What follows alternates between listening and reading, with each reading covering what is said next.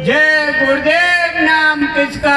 प्रभु का। प्रभु का पावन नाम। जय गुरुदेव। बाबा जय गुरुदेव का कहना है शाकाहारी रहना है, शाकाहारी हो जाओगे, बीमारी से बच जाओगे।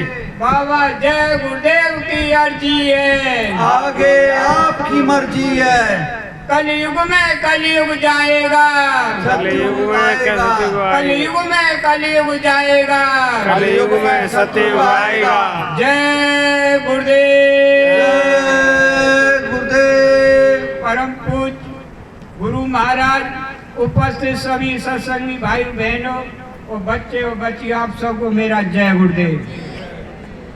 देखो, सत्संग तो संत महात्मा ही सुना सकते हैं और कोई नहीं सुना सकता, लेकिन उनके कहे हुए वचनों को अपनी भाषा में जरूर कह सकते हैं, उसको प्रवचन कहते हैं। गुरु महाराज ने हमको हर तरह से सब कुछ बताया। देखो, मैं एक थोड़ा सा, बहुत किसी को 20 साल 30 साल 40 साल 50 साल हो गए सुमिरन ध्यान भजन करते हुए, और मैंने उस दिन भी पूछा था, आज भी पूछूंगा। आप ये बताएं कि इतने दिन हो गए हमको भगवान मिले कि नहीं मिले? नहीं, अभी कुछ गिरे चुने को मिले, सबको नहीं। कुछ शर्मा सौदी उठा रहे हैं। बड़े दुख की बात है कि इतने दिन होते हुए और हमको अभी भगवान नहीं मिले, क्योंकि या तो सत्संग सुना नहीं गुरु महाराज का, सुना भी तो इधर से निकाला, इधर छेद के नहीं सुना। जब गुरु महाराज ने कहा ये जय गुरुदेव नाम उस प्रभु परमात्मा भगवान का नाम है, और जब भी तुम मुसीबत और परेशानी में जय गुरुदेव बोलोगे तो मैं मिलूंगा। कहा कि नहीं कहा? जब बोले कि ये प्रभु परमात्मा का नाम है और तुम जय गुरुदेव बोलोगे तो मैं मिलूंगा, तो कौन हुए? भगवान। तो हम अभी मान ही नहीं रहे भगवान, इसीलिए तो देर हो रही है कि अभी हमने गुरु महाराज को भगवान माना ही नहीं। गुरु महाराज बाबा जय गुरुदेव वो हस्ती जब से सृष्टि रची और अब तक इतनी बड़ी ताकत कोई नहीं आई, क्योंकि गुरु महाराज ने कहा मैंने अब तक सबको भेजा, अब मैं खुद आया हूं। देखो, जितनी भी अवतारिक शक्तियां आई, सबका एक ही काम था कि राक्षसों का विनाश और धर्म की स्थापना। ये काम था ना। उनके पास में रहने वालों ने पूछा कि महाराज आप जा रहे हैं तो हमको भी साथ ले चले, लेकिन साफ मना कर दिया, ये मेरे बस का काम नहीं है। राम ने भी, कृष्ण ने भी। इसके लिए तो आप पहुंचे हुए महात्मा गुरु के पास जाना पड़ेगा, जब वो रास्ता बताएंगे जब तुम जा सकते हो। और जितने भी संत आए कबीर साहब से लेके अब तक, किसी ने ये नहीं कहा कि मैं युग परिवर्तन करने आया हूँ। सब ने ये कहा कि हम आए वही देश से जहाँ तुम्हारा धाम, तुमको घर पहुँचाना एक हमारा काम, गुरु महाराज ने कहा। लेकिन गुरु महाराज बाबा जय गुरुदेव, अरे बच्चा, हम भी लिखते थे हर जगह, युग परिवर्तक परम संत बाबा जय गुरुदेव लिखते थे ना, युग परिवर्तक भी और इधर संत, दोनों डिग्री साथ। आज तक किसी के है नहीं युग परिवर्तक, भोजन का अलग काम और संतों का अलग काम। लेकिन बाबा जय गुरु हमारे गुरु महाराज दोनों डिग्री, युग परिवर्तक भी और संत भी। ठीक नहीं थी? गुरु महाराज ने कहा मैं युग परिवर्तन करने आया हूँ, युग परिवर्तन करके जाऊंगा। मेरे काम को कोई दूसरा कर नहीं सकता और मेरे काम को कोई रोक नहीं सकता। ये तो युग परिवर्तक का काम हो गया, अवतारिक शक्ति का। और संतों का काम गुरु महाराज कह रहे हैं, हम आए वही देश से जहाँ तुम्हारा धाम, तुमको घर पहुँचाना एक हमारा काम। तो डबल रोल गुरु महाराज ने। आज तक किसी अवतारिक शक्ति ने, सब जो है भगवान से मिले। राम के समय भी भगवान से मिले, कृष्ण के समय भी भगवान से मिले, लेकिन किसी को पार नहीं किया। खुद सबरी पूरी जिंदगी लगा दी कि राम के मिलने के लिए, कि भगवान मिलेंगे, और मिले भी लास्ट में उनको जब बिल्कुल। लेकिन फिर भी राम ने कह दिया कि भगवान तो हूँ लेकिन मैं तुमको पहुंचा नहीं सकता हूँ। नौवा भक्ति कुछ बताई नहीं बताई, नवदा भक्ति। प्रथम भक्ति संतन कर संगा, काकने का बिना संतों के कोई पार नहीं हो सकता है। जो हर समय भगवान माना लेकिन वो भी नहीं करके भैया इसके लिए करना पड़ेगा। और गुरु महाराज ने भी जितने थे सबने, अब जो है अब आप भी कह रहे हैं कि भगवान थे, लेकिन सब जो है मोक्ष में नहीं जाएंगे। भगवान तो हैं लेकिन उस काम को हम कर ही नहीं रहे। गुरु महाराज को जो मानना चाहिए मान ही रहे। गुरु महाराज देखो हमेशा अपनी बात डायरेक्ट न कह के इनडायरेक्ट दूसरे महात्माओं पर कह के कहते थे। अपना सीधा सीधा कभी नहीं कहा कि मैं भगवान हूँ या परमात्मा हूँ। तो गुरु महाराज ने एक उदाहरण दिया कि दिल्ली में निजामुद्दीन औलिया थे, वो पहुंचे हुए फकीर थे, उनके शिष्य थे सकरू साहब। एक दिन सकरू साहब बोले, गुरु महाराज बता रहे हैं, सकरू साहब बोले कि महाराज आपकी इतनी बड़ी जमात है, ये संगत है, ये सब पार हो जाएंगे। तो गुरु महाराज ने कहा कि निजामुद्दीन औलिया बोले जो मुझ में, गुरु महाराज कह रहे हैं जो मुझ में और उस खुदा में कोई अंतर नहीं समझेगा वो तो सब होंगे पार, जो मुझे इंसान और आदमी समझेगा वो कोई पार नहीं होगा। और गुरु महाराज ने कहा कि बच्चा भगवान मिलने में कितना टाइम लगता है, कि एक धान के पौधे को इधर से उखाड़ो इधर लगा दो, कितना टाइम लगा? 1-2 मिनट। इतनी देर में भगवान, आप कहेंगे कि ऐसे कैसे हो सकता है? केवल मन को इधर से हटा के इधर लगाना है। मन तो प्यारे एक है, चाहे जहां लगाए, चाहे तो गुरु भक्ति कर, चाहे गृहस्थ कमाए, मन तो एक ही है। चाहे तो हम गृहस्थ में कमा लें और चाहे गुरु के प्रति, तो हम गृहस्थ में कमा रहे हैं, गुरु के प्रति कुछ भी नहीं है। तो गुरु महाराज ने कहा बच्चा भूपे भजन न होय गोपाला, ये ले अपनी कंठी माला, ये गुरु महाराज ने कहा। तो या को अर्थ समझे आप कि भूखे भजन न होय गोपाला और ये ले अपनी कंठी माला। जो आप जो भूखे, ये भूख नहीं है, ऐसा कोई आदमी नहीं है जो भूखा हो आज के समय में। कहो पर कमी भी होगी इस समय तो गवर्नमेंट भी खिला रही है। भूखा है कोई? तो भजन क्यों ना कर रहे? फिर सब झुके हुए फिर भी भजन नहीं हो रहा है। कहने का मतलब गुरु महाराज का ये है, भूख काय की है? हवस की।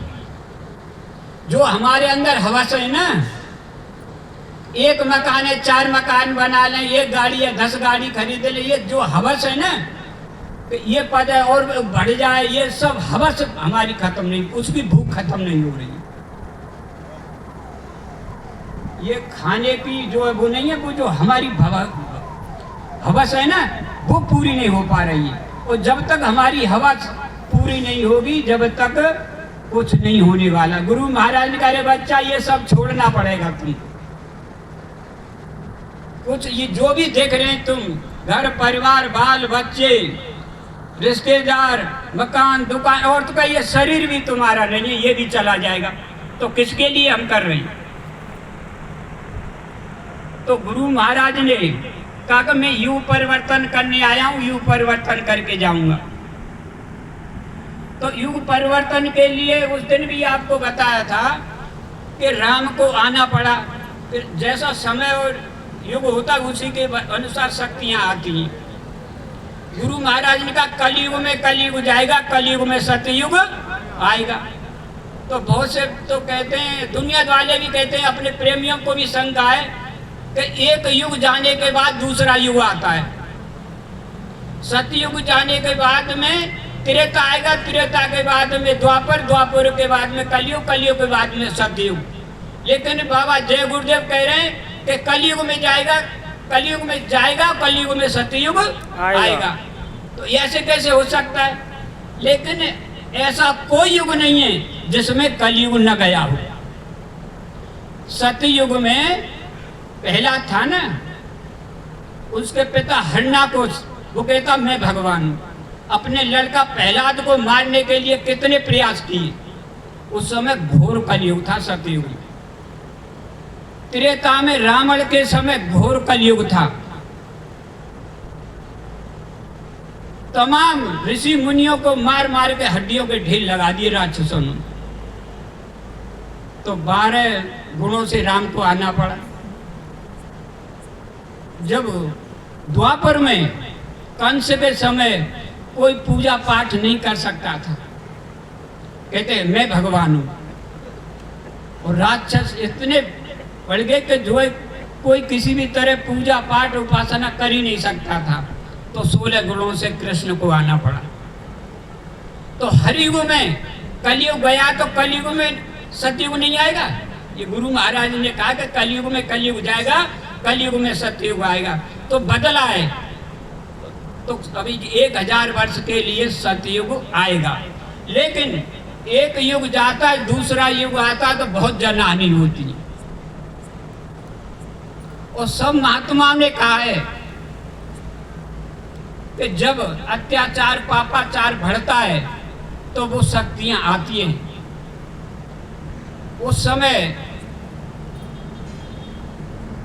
त्रेता में छोटा सा क्राइम हुआ, तो 12 गुणों से राम को आना पड़ा और राक्षसों को विनाश और धर्म की स्थापना की।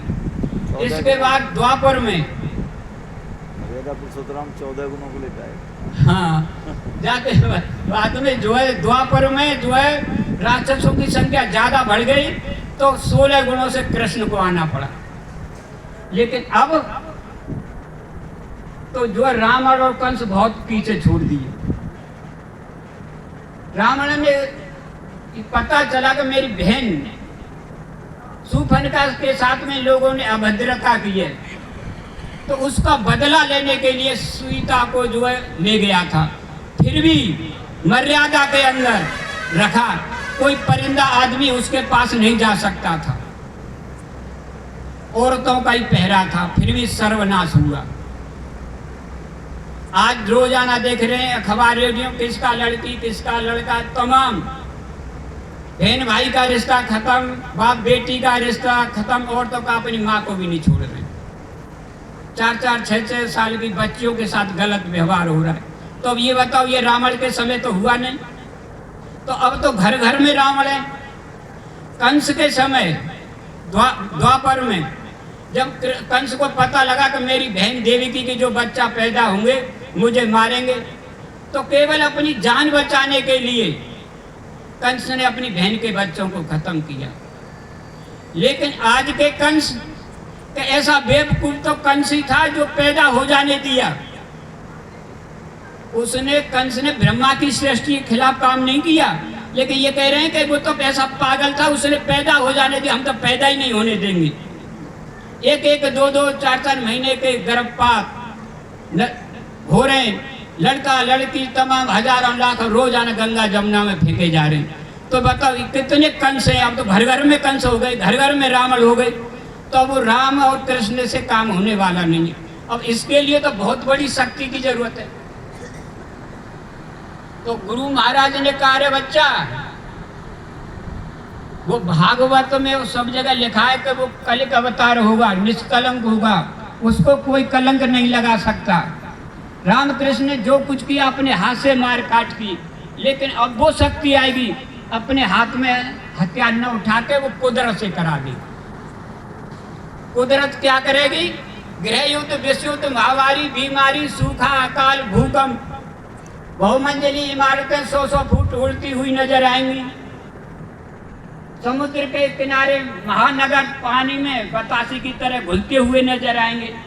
इसके लिए सब महात्माओं ने लिखा है अपनी अपनी किताबों में, जब जब हो ये धर्म की हानि, बाढ़े असुर महाअभिमानी, तब तब प्रभु धरि मनुज शरीरा, तो ये कहा कि जब जब राक्षसों का ज्यादा वो होगा तो जब प्रभु आएगा और राक्षसों का विनाश और धर्म की स्थापना करेगा। गीता में लिखा है यदा यदा धर्मस्य ग्लानि भवेत् भारत, मतलब जब जब ये राक्षसों का प्रादुर्भाव होगा तो मैं आऊंगा और राक्षसों का नाश और धर्म की स्थापना करूंगा। और जो है सूरदास जी ने कहा कि रे मन धीरज क्यों न धरे, संबंध 2000 के ऊपर है, सौ योग पर है, अकाल मेरे तो जग माई व्यापे पर जा बहुत मरे, सहस भर जब सुखी दिशा फिरे, सूरदास ये हर की लीला तारे नाय डरे। हमारे गुरु महाराज ने भी कहा लाशें पड़े सड़े घर घर में उठाने वाले मिले नहीं यार, जमाना बदलेगा, कह जय गुरुदेव जमाना बदलेगा। तो वो समय आ रहा है बिल्कुल नजदीक। लेकिन गुरु महाराज देखो राम को भी 14 साल जाना पड़ा, अज्ञातवास में साधना की, जब जाके यही झूठ पहर के 14 साल तपस्या की, योग किया, को दंड कठिन चढ़ाए तन जट झूठ बांधे सोई को। राम ने 14 साल तपस्या की, ये झूठ टाट गोरा पहर के। जितने कृष्ण को भी मथुरा से जाना पड़ा अज्ञातवास में, मथुरा में जैसे गुरु महाराज का हुआ ना, 13वीं 12वीं सब कृष्ण भगवान की सब काम हो गई थी, और जाके जो है द्वारका में बहुत दिन बाद पता लगा कि वो जिंदा है, और वहीं से सब काम किए। और गुरु महाराज ने कहा अरे बच्चा, जब तक संत महात्मा बोलते और डोलते रहेंगे वो काल भगवान कुछ नहीं कर सकता।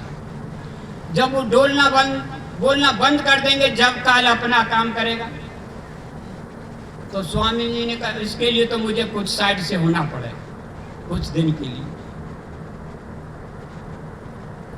तो जैसे राम ने कैकेयी से कह के समझा के अपने लिए 14 साल का वनवास, भरत को राज ये सब मांगा, तो गुरु महाराज ने भी सोचा कि इसमें मुझे भी कुछ करना पड़ेगा। और ऐसे आदमी छांटे जाएं जो मैं कहूँ उसका उल्टा करे और करवाएं। उसके लिए गुरु महाराज ने बहुत किस्सा कहानी भी कहे कि जो मैं कहूँगा इसका उल्टा करेंगे ये। गुरु महाराज ने एक कहानी कही कि एक राजा के यहाँ घोड़ा बेचने वाले आए और कहा राजा से कि राजन बहुत अच्छे अच्छे घोड़ा हैं, आप खरीद लो। तो राजा ने एक घोड़ा पसंद कर लिया। वहाँ राजाओं के यहाँ राज गुरु रहा करते थे, तो अपने गुरु महाराज को बुलाया। राजा ने कहा महाराज देखो मैंने घोड़ा पसंद कर लिया है। तो उन्होंने कहा कि राजन आपने पसंद कर लिया, इस घोड़े को खरीदोगे जरूर, लेकिन मेरे हिसाब से नहीं खरीदना चाहिए, लेकिन आप मानोगे नहीं जरूर खरीदोगे। चलो राजन खरीद लो तो कोई बात नहीं, लेकिन दक्षिण दिशा में, लेकिन असवारी मत करना राजन। लेकिन राजन तुम मानोगे नहीं, असवारी भी करोगे। चलो असवारी भी कर ले राजन तो कोई बात नहीं, लेकिन दक्षिण दिशा में मत जाना। लेकिन राजन तुम मानोगे नहीं, दक्षिण दिशा में भी जाओगे। चलो राजन दक्षिण दिशा में भी चले जाए तो कोई बात नहीं, लेकिन रास्ते में कोई औरत मिले तो उससे बात मत करना। लेकिन राजन तुम मानोगे नहीं, दक्षिण दिशा में भी जाओगे, उस औरत से बात भी करोगे। चलो राजन उस औरत से बात भी कर लें तो कोई बात नहीं, लेकिन अब घर मत ले आना। लेकिन राजन तुम मानोगे नहीं, उसे घर भी लाओगे। चलो राजन घर भी ले आए तो कोई बात नहीं, लेकिन उसे पटरानी मत बना लेना। लेकिन राजन तुम मानोगे नहीं, पटरानी भी बनाओगे और राज का चौपट हो जाएगा। ये सब गुरु महाराज कई कहानी कही उल्टा करने की। तो गुरु महाराज ने कहा कि जो मैं कहूँ कोई न कुछ कारण बनेगा जाने का, सीधे सीधे तो जा नहीं सकते। तो गुरु महाराज ने भी कहा कि ऐसा आदमी छांटा जाए जो मैं कहूँ उसका उल्टा करे। तो आपको सब पता है, के मिश्रा जी से लिखवाया डायरी में। उन्होंने खुद के मिश्रा जी ने कहा, बताया लोगों से कि मुझे ये लिखवाया है कि कभी भी किसी भी परिस्थिति मेरे शरीर में कोई इंजेक्शन मत लगवा देना। लिख लिया। कभी भी किसी भी परिस्थिति में शरीर में कोई उस तरह मतलब चीड़-फाड़ मत करवा देना। कभी भी किसी भी परिस्थिति में मेरे शरीर में किसी का ब्लड मतलब खून मत चढ़वा देना। लिख लिया। बता दो। तो बताया उन्होंने लोगों को। जब भी तो पता चला तो मुझे ये लिखवाया गुरु महाराज ने। और वही काम जो जो गुरु महाराज ने मना किया और वही काम वेदांता हॉस्पिटल में गुरु महाराज के साथ हुआ। क्यों? उन्हें तो साइड से होना था। गुरु महाराज ने कहा, अरे बच्चा, कोई दुनिया में गोला और बारूद नहीं जो मुझे मार दे, और जो मुझे धोखा देने की कोशिश करेंगे वो खुद धोखा खा जाएंगे। मुझे कोई मारने नहीं। जो मैं काम करने आया हूं एक एक काम करके जाऊंगा। गुरु महाराज ने कहा, चाहे सूरज पूरब में निकलना बंद कर दे, पश्चिम में निकलना शुरू कर दे, ऐसा हो सकता है, लेकिन मेरी कही हुई बात इधर से उधर नहीं हो सकती, सब करके जाऊंगा। अब ये खेल गुरु महाराज का। उससे पहले गुरु महाराज ने कहा, अरे बच्चा, आगे चल के मैं ऐसा खेल खेलूंगा, मेरे खेल को देख के आप भ्रमित मत हो जाना। आगे चल के बहुत जय गुरुदेव नाम की दुकानें लग जाएंगी और लोग अब मेरी नकल करेंगे। उस समय तुमको क्या करना है? पति पत्नी के बीच में कोई तीसरा पुरुष या स्त्री आ जाए तो पति पत्नी का रिश्ता खत्म हो जाता है। अगर गुरु और शिष्य के बीच में कोई तीसरा आ जाए तो गुरु शिष्य का रिश्ता खत्म हो जाता है। तो बच्चा, तुम्हें क्या करना है? तुम मेरी तरफ देखना, मैं तुम्हारी तरफ। तुम इधर उधर देखोगे तो भटक जाओगे। जैसा गुरु महाराज ने मंच से कहा, और वही हो रहा है। जो जो गुरु महाराज ने कहा वही हो रहा है। लेकिन खेल जब महाभारत होने को था तो कृष्ण भगवान ने जानबूझ के अपनी नारायणी सेना कौरवों को दे दी। जानबूझ के, पता है कि मरेंगे ये, दी कि नहीं दी नारायणी सेना। और गुरु महाराज ने भी अपनी नारायणी सेना दे दी। लो इनको, गई कि ना गए नारायणी सेना के? जो गुरु को मानने वाले वो गुरु के पास हैं कि नहीं है? नारायण पता है कि जो जाएंगे वो तो जाएंगे, इनको भी ले जाएंगे।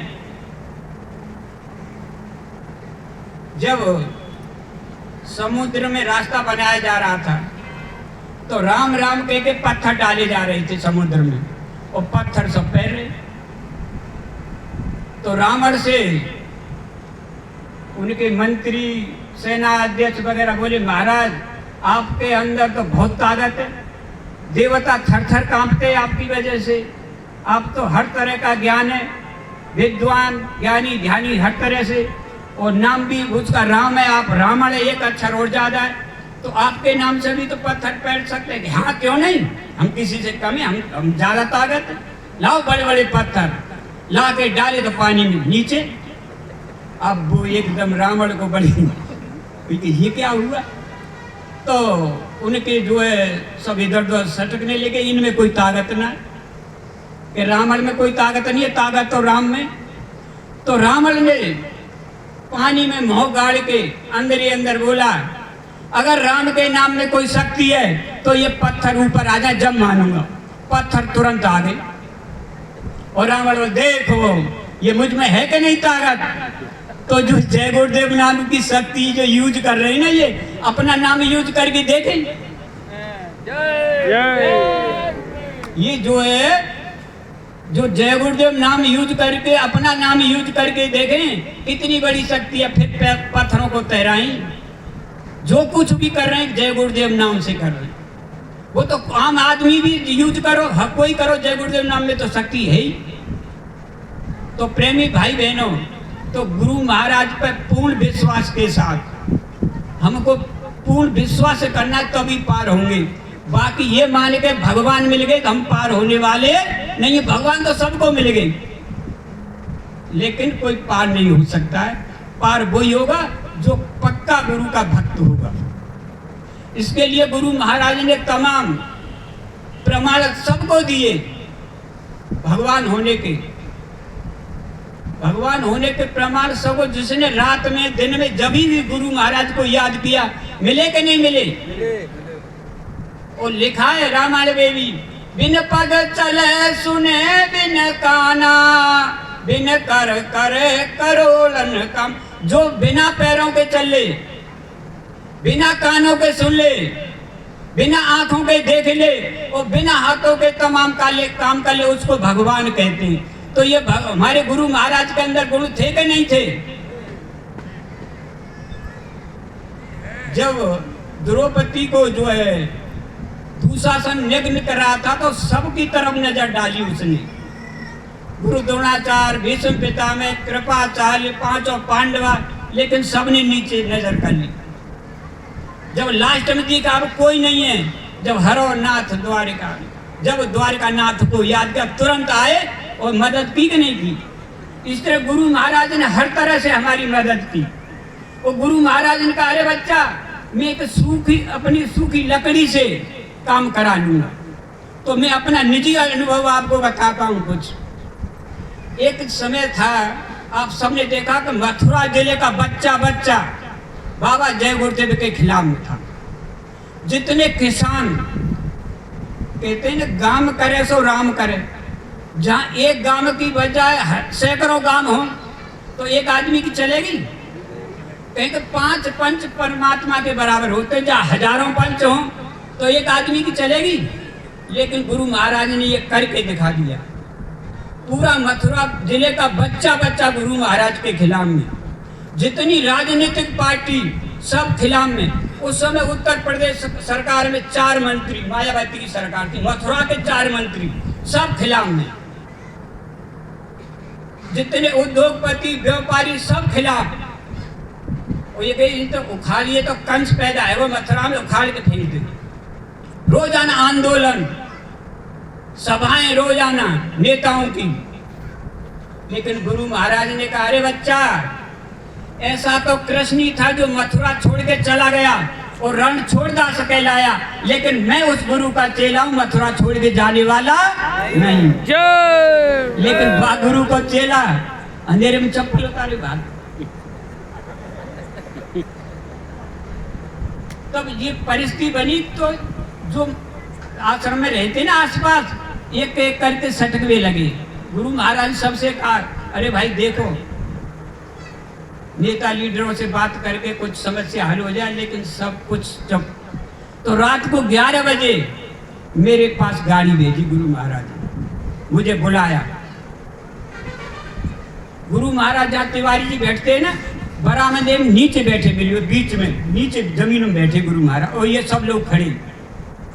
मैंने जाके प्रणाम किया। बोले, बच्चा आ गए? मैं, हाँ स्वामी जी। देखो, ये लोग मेरे लिए तमाम लफड़ा कड़ा कर देते हैं। मैं यहाँ का काम करूँ कि वहाँ का काम करूँ? स्वामी जी, मैं क्या करूँ, ये तुम नहीं तो पार राखी। अजी छोड़ो इन सबको। तुम ये बताओ, राधेश्याम शर्मा को जानते हो? वो राधेश्याम शर्मा पूर्व विधायक था। वो सर्वदलीय संघर्ष समिति का अध्यक्ष बना रखा था सब पार्टियों ने। वो ही रोजाना गुरु महाराज को गाली गलौज, झलूस वलूस, भाषणबाजी करता था।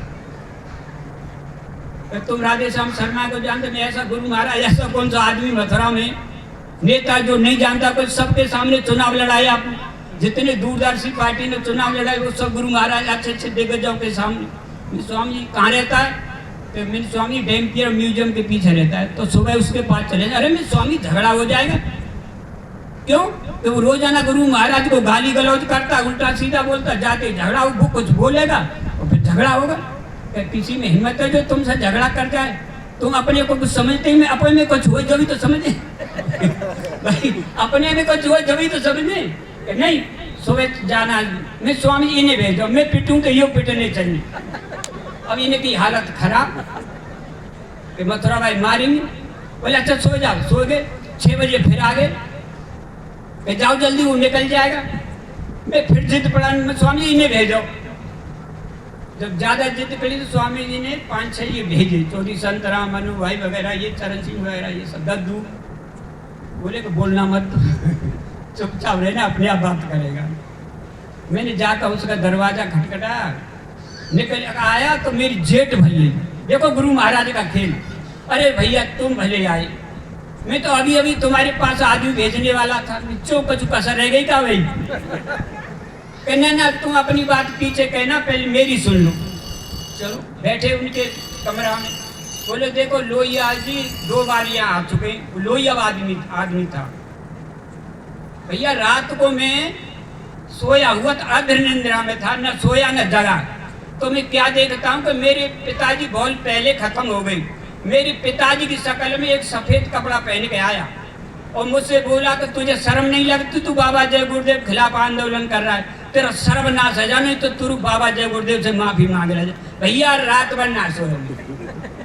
अब मैं ये देख रहा हूँ कि रोजाना तुम बाबा जय गुरुदेव पे गाली गलौज कर रहा हूँ, उल्टा सीधा बोल रहा हूँ। अब कौन से मोहते बाबा जय गुरुदेव के पास जाऊँ?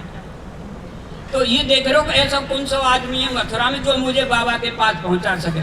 तो भैया रात भर तुम्हें याद किए मैंने कि उसके पास सुबह आदमी भेज के जब बाबा के पास जाऊंगा तुम भलिया भले आए। जो शैलेंद्र था ना, ये उसी के पास रहता था, राधे श्याम शर्मा के पास, उसी के साथ आया था। अरे मैंने भेजा कि चलो, फटक सा गाड़ी में बैठे लाए तो स्वामी जी बैठे, स्वामी जी के सामने लम्बो पड़े हो, लम्बो दंडवत लम्बो के बाबा मुँह पे गलती है गई, मैं पहचान नहीं पाया। अब बाबा मैं काऊ के संग ना तुम्हारी मदद करूंगा। और स्वामी जी बोले तुम हमारी क्या मदद करो? देखो बुला भी लिया उसे, तुम हमारी क्या मदद करोगे? कि बाबा ऐसा है, रक्षा मंत्री भारत सरकार जॉर्ज फर्नांडिस थे उस समय, तो वो मेरा खास आदमी है, वो भी लोहियावादी है, और तुम 2 आदमी दिल्ली भेज दो, आपका सब काम है, ले जाओ। दद्दू या कोई 2 आदमी गए। जो आदमी रोज बकावत कर रहे हो बाबा जय गुरुदेव में जमीन हड़पे ले, किसान ने ये करो वो करो, तमाम वो वकालत कर रहा है रक्षा मंत्री से कि सब बाबा जय गुरुदेव कब की जमीन पे कब्जा ना करो, ये बड़ा अत्याचार है रो बाबा के साथ। हम तमाम बातें बनाई। अच्छा, तुरंत रक्षा मंत्री मायने रखता है भारत सरकार, डीएम एसएसपी मथुरा को फोन किया, अगर जय गुरुदेव आश्रम पे कोई हरकत हो गई तो समझ लेना। समझो कि तुरंत सब व्यवस्था टाइट टू सब रह गई, नेता लीडर। तो ये गुरु महाराज का काम है कि नहीं? ये भगवान का काम है कि आदमी का काम है? लेकिन हम लोग अभी कुछ समझ ही नहीं रहे गुरु महाराज। तमाम काम आपने देखा होगा, एक सूखी लकड़ी का काम बता रहा हूँ, लेकिन किसे क्या कराते हैं। महुली में रात में 2-2 बजे गुरु महाराज जाते थे, सेवा करा, किसी की दीवार काटी, किसी का चबूतर, नाली बनाई रात में जा जाकर। पूरे महुली गांव में सब रास्ता बन गया, एक मकान का रह गया, उसकी दीवार थोड़ी हटनी थी पीछे। जब रास्ता चौड़ा बनता, आगे पीछे चौड़ा, उसी जगह पे सकरात था। तो ये भीकम रामपाल, लक्ष्मण पेड़दान वगैरह जितने, सब ने ताकत लगा ली दीवार उखाड़ने की। पुलिस से भी दबाव ले आया,